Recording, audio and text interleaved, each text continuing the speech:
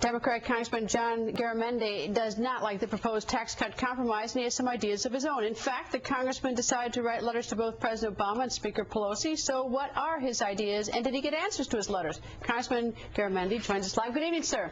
It's a pleasure to be with you. All right, what do you like about the tax compromise? I think it goes in the wrong direction. $857 billion would be the largest bill passed other than the budget which you were just talking about. And where's that money going to go? How's it going to be used? Did they find $850 billion to borrow? And is there real stimulus in this? If we took the high end for the fabulous wealthy, the top 10%, it's some $50, maybe $60 billion. If we use that money, we could hire 1 million teachers, put them in the classroom, educate our kids, make the most fundamental of all investments, the educational process.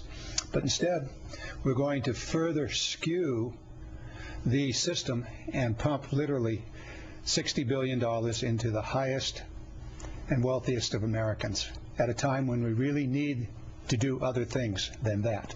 So I wrote a letter to the president and said, I don't like this. And did you get an answer? No. When did you write your letter? The 7th of December. You know, Pearl Harbor Day. Pearl Harbor, it's a good day. I mean, it's a good day because it's a piece of history. It's a terrible thing would happen, but exactly. All right. Do you find it rude that you just write letters and get no answer? No, I don't. Why? Whether Republicans write them or Democrats write them, if you have, then why'd you write it if you don't expect an answer? I want them to know how I think about it and the kinds of things that are important from my point of view. I am a representative. Do I expect an answer? Not necessarily. I've been around for a long time in government issues, and actually with the Department of Interior, got some letters from various members of Congress, and I was Deputy Secretary. I think I answered most of them, but I'm sure there's one or two that didn't get answered along the way. But the point here is to make the point, to get the issue, to begin the debate, and to see where we can go with the debate. The legislation is now in the House, passed the Senate this evening. We'll see what happens. On our side, there's a lot of concern about this. Are you going to vote yes or no to it?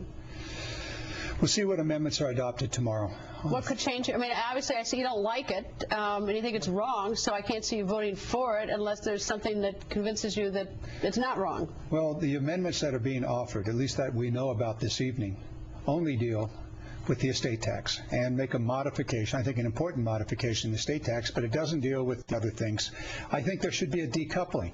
I don't think we ought to be carrying along the wealthiest of Americans in their tax break in exchange for an unemployment program for people that are out of work and have no way to get any money except. Well, I thought unemployment is part of this. They have extended unemployment. That was the leverage. Well, they've extended unemployment, That's correct. And there's a big debate about whether or not whether or not if you tax the wealthy bracket, whether that's going to stimulate the economy or not. Yeah, that is an economic debate. That's the economic, and for some it might even be a sort of a class debate. It's probably all of those when you consider that in 1974 the top 1% had 9% of the total income of Americans, and this year they're probably close to 25%. The top 1% getting 25% of all the income in America. So we've seen an enormous shift in the distribution of income, and underlying wealth has similarly changed. Is that, though, I mean, do you object to people, hustling? I mean, a lot of that's earned money or made it better.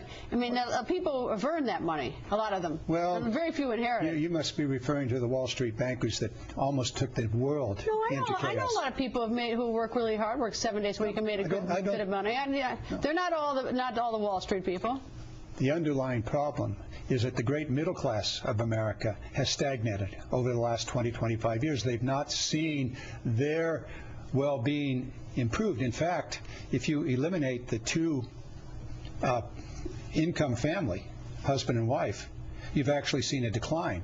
So they're working longer, working harder, two people are working, and they've been stagnated. At the same time, you've seen this enormous shift to the very upper levels of America's wealth, and that's an underlying problem. Well, we'll be watching. I'll be watching with great curiosity your vote, see which way you vote, sir. So I think you'll find some consistency in what we talked about tonight. All right. Well, I'll be watching. Thank you for joining us. Hope you come back, sir.